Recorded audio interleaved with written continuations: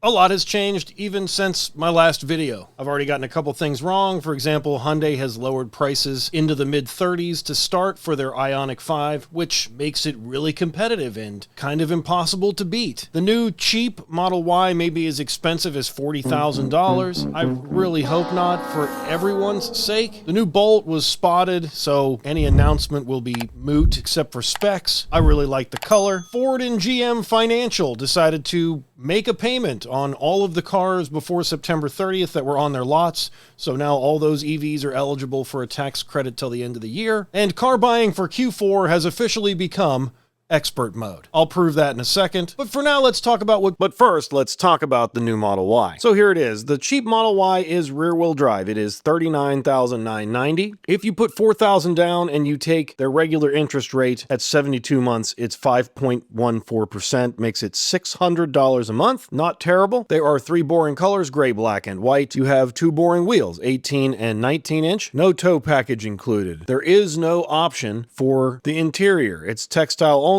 Full self-driving is $8,000 if you want to add it, and it doesn't even come with floor mats, which I'm kind of okay with because I always just took them out and put all-weathers in anyway, and I like how you can add them as part of your order. So that's the new Model Y. And how about the new Model 3 for that matter? Model 3 standard, $36,990. Here's the good news. Lots of range, not bad price, good efficiency. And all you have to do to make yours not look like a cheap one is press that button right there. And for $38,490, you can have a really handsomely equipped Model 3, but you will lose almost 20 miles of range. The bad news, there's only 3 colors, just like the Model Y, and these are not lithium iron phosphate packs, so no 100% daily charge limit. Other than that, it's the same. Nothing else really to talk about here. It's $40,000 with the cool wheels, but $38,630 without. $4,000 down, 72 months, you're at $557. The current payment on my wife's Model 3 long range is $581, just for context. For now, let's talk about what people were using the tax credit for. It wasn't so people could get EVs for cheaper, at least as a primary function. Let me explain. Do you remember 2020? Name, Corona. Surname, Virus. Nickname, COVID. I hope not. And if you've figured out how to forget it, let me know in the comments. But I bet you remember 2021, and if you don't, let me refresh your memory. Supply chain, chip shortage, empty lots, insane inflation, and if that wasn't enough, ridiculous markups. People bought expensive cars, not because they wanted to, well, maybe some people, but probably because they needed them. Attrition is real. Leases ending, accidents, breakdowns, inspection failures, new drivers, and the good old warranty swap. You know the buyer. When your warranty runs out, buy a new one. It's cheaper than paying for the repair if something breaks. So when attrition struck in 2021 and 2022 for that matter, what happened? People stretched outside of their price range. Trade-in values were high, but so were prices. And if you stashed a little bit of that I got laid off and I got extra COVID money, maybe you could stretch a little bit. And if you couldn't afford to pay for a handsomely equipped new car because that was all there was. Base models, lower trims, mid-tier, kiss all that goodbye. So if you couldn't afford those, you went to the used market, which was nuts. Subprime, crazy interest, insane inflation. And if you don't believe me, the writing's on the wall. A lot of those subprimes are going delinquent as we speak. By the end of 2022, anyone who had to get involved in vehicle buying during the COVID and post-COVID eras was upside down. Enter 2023 and the Inflation Reduction Act tax credit coming into play. Attrition has struck again, of course. Lightning has struck. I repeat, lightning has struck. And everybody is upside down. Demand was back to normal, resale values had leveled out, and when you ended up at the dealer, even if you were smart enough to do something like sell your car to Carvana, instead of taking the dealer trade offer, which was basically the monetary equivalent of fighting words,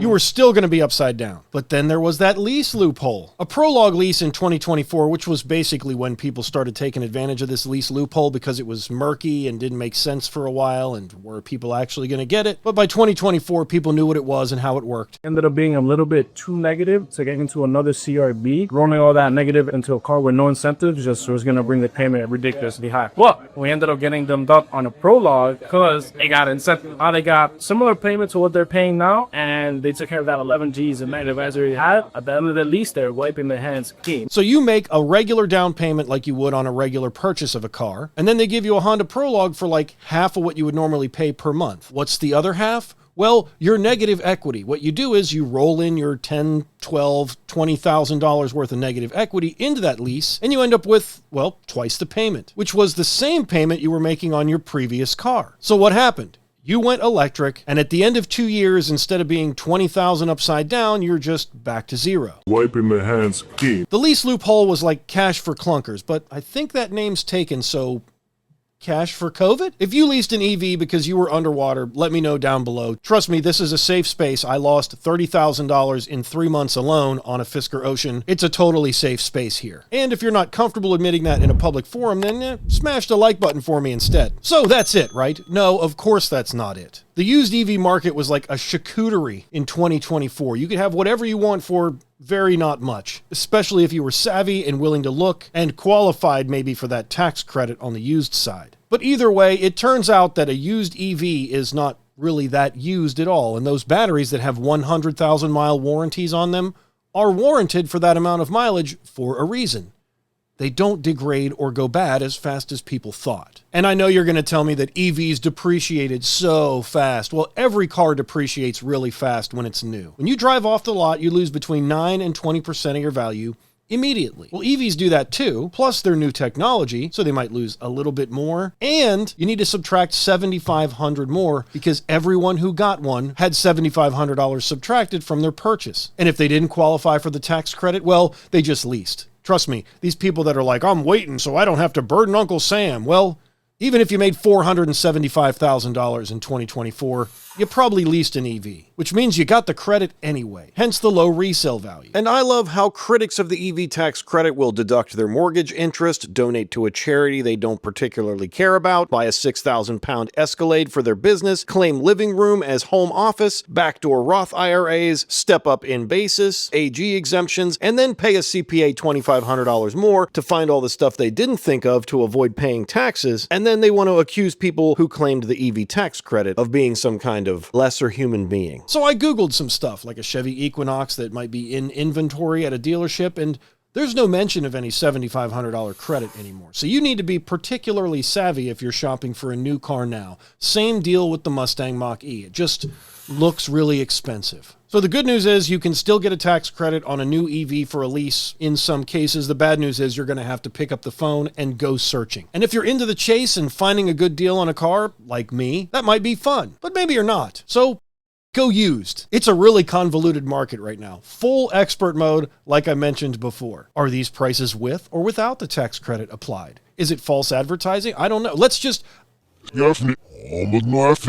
I looked up every EV I could conceivably think of that might be available used, and you can be the judge. Let's start with the cheapest. A Gen 1 Leaf with a decent battery. Yes, I checked. The battery health is not bad. $5,800. You got a teenager who just started school, like my son. Wouldn't be a bad first car. Maybe you own a massive diesel, and you love your diesel, or you need your diesel. Wouldn't be a bad second car. This is what a $10,000 Bolt looks like. 2020, 70,000 miles. Got a $12,000 Model 3 here. Mileage is high. Another great first car. Kia Niro, 13 grand. Mileage could be better, but that's why it's 13 grand. These are cars you take it easy on, in my opinion, but they are well equipped. This e-Golf is absolutely ridiculously priced, but it is really well equipped, but not a good deal, in my opinion. Cheapest e-Golf I could find in the used market. And before I go any further, this is a representation of what most of the country will look like. Places with weird stuff going on, Connecticut, Colorado, California. Your experience may vary. Here's another Niro for $17,250, and that's the only double I'm going to list. But in my opinion, this Niro looks like a better deal than the other because the miles are much lower. 2015 Model S, 17.5. These are a gamble. You get a good one, you've just scored big. A lot of extremely diligent, very car-focused people owned these. And if you end up being owner number 2, you might end up with a gem. Also, I sorted all of these by single owner only, no accidents, no frame damage, no lemons, no fleet. So if you're wondering why the lowest one I can find is so much higher than the lowest one you can find, it's probably because those filters weren't applied. But all of these are sound vehicles based on their history. So this Model S, for example, is a one owner. And by the time a car is 10 years old, are you really worried about the spec? You want something better, get something new. ID4, moderate mileage, 17.5. All-wheel drive, It's got all the oldest stuff because it's a 21, but that's a good deal. VinFast VF8, 18,000. What if your Fisker Ocean was made in Vietnam? The mileage is super low and you're definitely gambling. 22 EV6, 58K, 18 and a half. A little drawback that it's rear wheel drive, but you get 3-4 years out of this car. It's paid for itself in fuel savings. And it's a really good looking car for 18,000. I really like Gen 1 EV6s. I like the Gen 2 as well. And what do you know, at the exact same price, you got a Model Y, 102,000. This is basically what I had. I had a 21. This era of Model Y is very reliable in general. The suspension is trash. Obviously, it has hardware 3, so your FSD experience won't be magnificent, but these are great. This one's high mileage, might need a set of tires, might need an alignment, might need an upper control arm or two, but 18 and a half. And just for perspective, to show you how impactful the federal tax credit was, if you put $4,000 down on this car at 5%,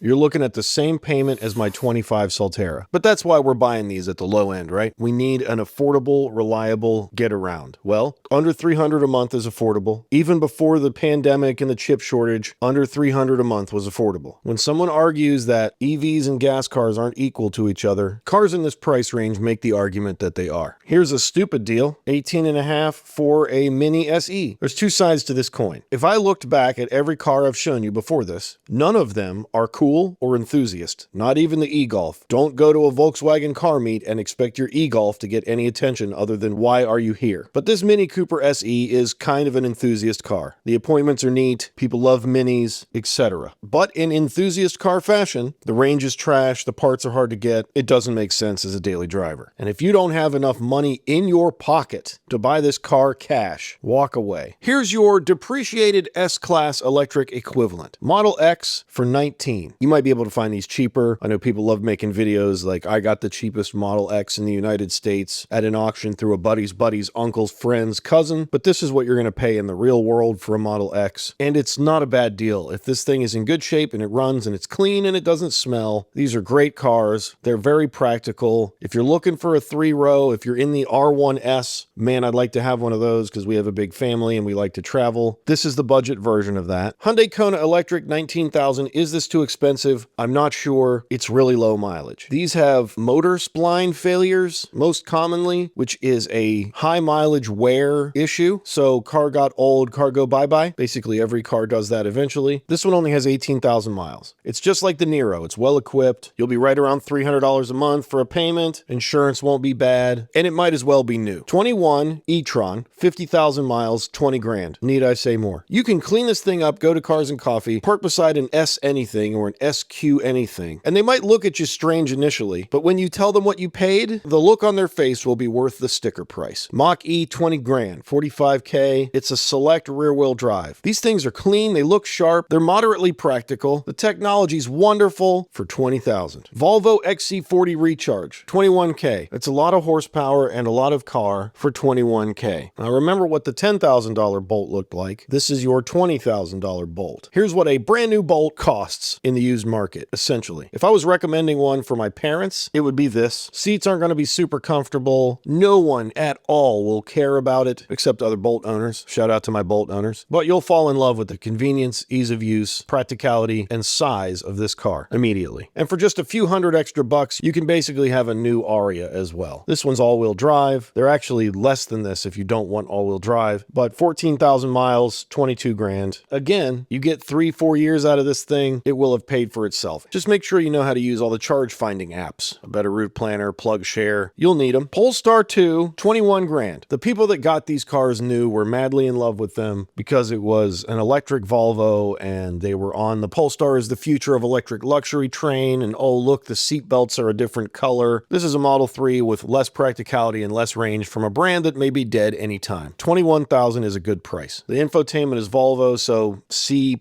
and looks like the market agrees with me. Just make sure the one you pick out has adaptive cruise control because some of them don't. BZ4X, 21K. This one's all-wheel drive. Mileage is a little high, but this is kind of what the market looks like for these. You're going to find them in the 20s all day long. I've had an alert on BZ4Xs in the used market from car gurus for over a year, and this is about what they look like. 18 to 22, depending on the trim and the miles. They don't have good range, but they have plenty of range. And the infotainment is not good, but wireless CarPlay fixes that for the most part. Oh, and did Did I mention it's an electric RAV4? Right beside it, we have a Solterra. Premium is basically the base model. That's what I have. I'm going to end up paying 30. You're going to end up paying 22. Again, this was not a fleet car. No lemons, no damage, no accidents. I got one in the driveway. Jaguar I-Pace. Again, fleet is filtered out, so likely this was someone who was either a Jaguar enthusiast or extremely interested in getting an early EV, and they likely paid $65,000, $70,000 for this car. Maybe you have a son or daughter in their mid-20s, and they want to look a little stylish. Put a bow on this for Christmas. Holy moly, mom and dad got me a Jaguar. I don't think hardware-wise there's a whole lot different between this and a Chevy Bolt, but is that a bad thing? Mazda MX-30, these are stupid. They have 100 miles of range. This one has no mileage on it, and it costs too much money. But it was the cheapest one I could find. In fact, it might have been the only one. I don't recommend one. Just under 25K, we got a red EQB. This will fool a lot of people. Are you a real estate agent? Do you work in sales? This thing's all-wheel drive. It's got less than 40,000 miles. It's less than 25 grand. This is my road trip special. You might be able to find these a little cheaper in your area, but this was the cheapest one I could find. It is the rear-wheel drive model, but the good part about that is you're talking north of 350 miles of range. These look nice. They drive nice. They got all the features. This one's an SEL. Think about what you can buy for $25,000 new. And this car starts to make a lot of sense. If I road trip this thing to the beach, I got one stop and it's 30 minutes and that's it. These kind of deals might be everywhere. Here's a 24 Equinox EV with basically no miles on it for 24 and a half. When your 2-year lease is up on your extremely cheap tax credit EV, you get into something like this for the same amount of money. And at the end of whatever you decide to do with this, there'll be no negative equity. The only drawback for this specific model is the front wheel drive option. Look for all-wheel drive. They might be a little more, but these deals will be out there. And so will these. Here is basically the same thing, but a little bit bigger for the same amount of money. It's a Prologue, same year, no miles, 25K. Are you scared about EV depreciation? Well, none of these type of GMs are going to go much under 20. And if you own a Prologue right now, take a look at your lease buyout. Isn't it something like this? You could start the whole thing over again for the same amount of money. Here's the Ioniq 5. That EV6 was rear-wheel drive. This one's all-wheel drive. Mileage is about what you'd expect. Price is about what you'd expect. It's only 2 years old. You're not going to get killed on depreciation. That's a great deal. This is the twin of the Volvo XC40 Recharge. These are much more rare. This one's $5,000 more than the XC40, but it's red and it's pretty and it's got that sloped back end. These are really attractive cars. Another great put a bow on it for your mid-20s for birthday or Christmas. They won't ask how much you paid. They'll just know it's a really nice Volvo. And this is the kind of vehicle that the longer you own it, the more you realize it's cool. Even gas car Volvo owners will respect you because they probably priced one of these before they got what they got. Blazer EV. This one is on the lower end of equipment, but it is all-wheel drive.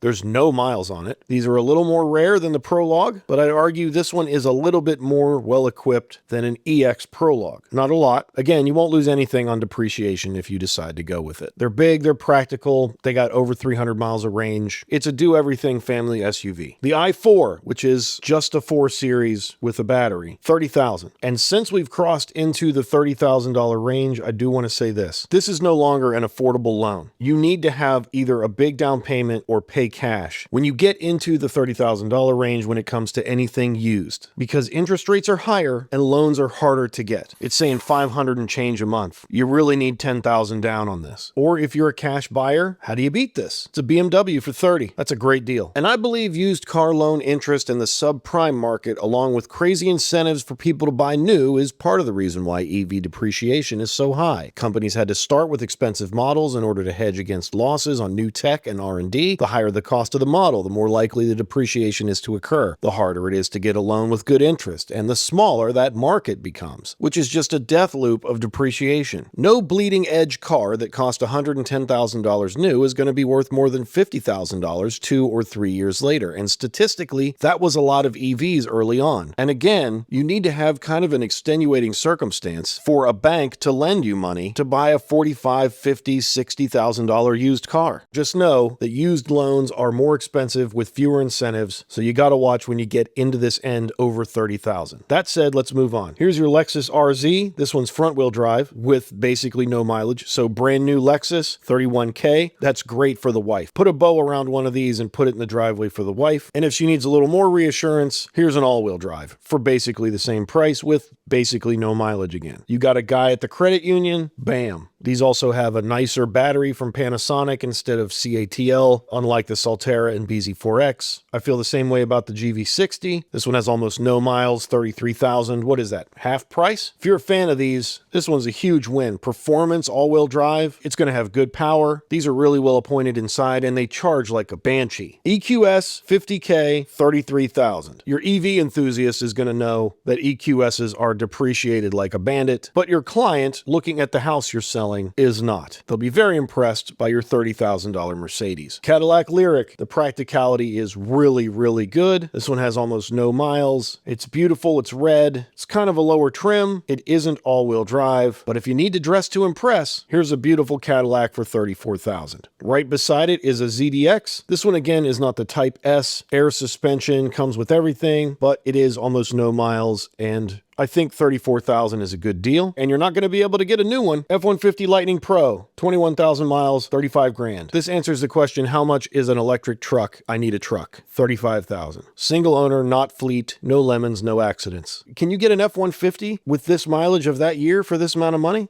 I don't think so.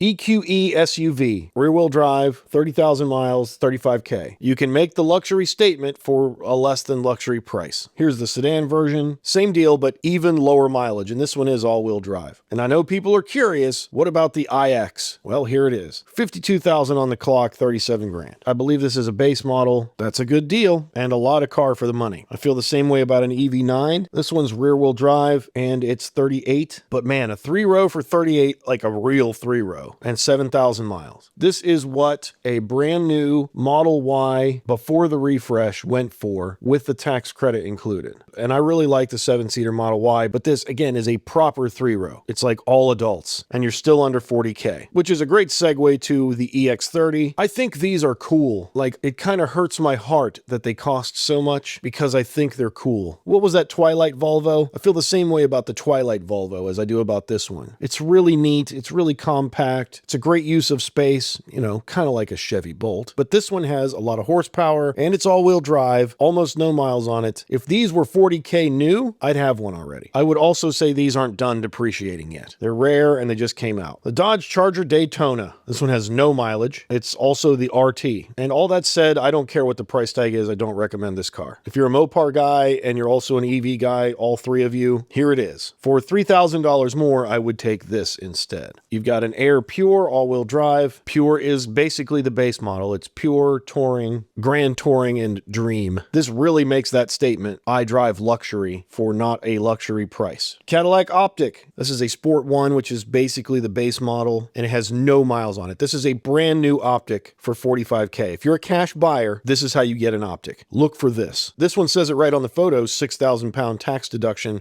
EQS SUV, that's $120,000 new, 47 grand. It isn't the all-wheel drive, but it's got 300 miles of range and tons of luxury inside. For your business, maybe? This is my favorite out of the entire list. 2025 Ioniq 5N, less than 4,000 miles, 49,000. And it's the red one. This is the second fastest EV you can buy, basically, and it has every single thing you could possibly need inside of it to convince a gas car driver to drive electric. Put them in the passenger seat, take them for a drive. It can't be denied. And it can't be denied usually doesn't cost $50,000. That's usually a term reserved for a six-figure car. This is a great deal. Here's a quad motor R1T for $50K. It does everything. It's super capable, adjustable suspension, all the technology, you know Rivian. Polestar 3, $52,860. I say the whole number because I don't think these are done depreciating. I think there are tons of cars on this list that I've already mentioned that you would be just as satisfied, if not more satisfied with, than a Polestar 3 for this price. But if you're looking for one, here's what they cost. Mileage is very low. For the money, I'd rather have this. Here's a rear-wheel drive ID Buzz with no mileage on it for $55. This is what they should have cost out the gate. Obviously, the market has determined that, and I know it's a solid color. Maybe that's not the one for you, but hold your horses. Taycans are $55. They've been this way for a while. Basically, a low mileage Taycan in the base trim is going to be around $50. I mean, it's an electric Porsche for $50. Here's the ID Buzz you really want. This one's all-wheel drive. It's a first edition. It does have a little bit of mileage on on it, but it's basically the same price, $56K. Again, if you're one of the 3 people that really love Volkswagen, really love the Volkswagen bus, and really love EVs, here's the one for you. Silverado EV. This is an LT crew cab all-wheel drive, so it's not a WT, which I would argue are also very well equipped, but this will very easily be mistaken as a $100,000 truck for $57.5. I really like these. They have tons of range. They're great. And this one has no mileage. Here's an R1S. Just like when they're new, the R1S costs $10,000 more. About the same mileage as that R1T, and it's a launch edition, so it'll have everything. We got a Hummer. This is the SUV, $61K for basically a new one. You'll know if you want a Hummer or not. Here's your pickup. It's about $5,000 more. It has about the same number of miles. So Hummers are going to be in the 60s used right now. That's what I paid for my Blazer SS. Just to give you an idea. Volvo EX90. I don't think these are fully depreciated yet either, but $66,000 is way better than the mid-80s you would pay for it new, and the mileage says it's basically new. I don't know whether to recommend for you to buy a new one of these or this one, because the new ones have made some very important changes, but here is the used one. Cybertrucks are $70. That's stupid. You can buy them new for $70. Don't buy a used Cybertruck. Here's a Sierra EV. Again, $100,000 truck. This one has almost no miles. It's 70 grand. And yes, this one is the one you want. It is a Denali Edition 1. It's got everything. If you're familiar with Denali, if you've ever owned a Denali, you know they have everything. Porsche Macan, this is a stupid price. Don't buy this used. Don't buy a Macan yet. I think they cost too much money, and I don't think they worked all the bugs out yet, but this is what a Macan will cost you. I think it's the only one I could find. Finally, the Escalade IQ is $110,000 used. This one has no mileage on it. If you're buying a fleet of these for your rental business, might as well get a used one, save you a few $1,000s. So that's the used market. Where do you stand? How do you feel? What do you think? Let me know down below. I picked up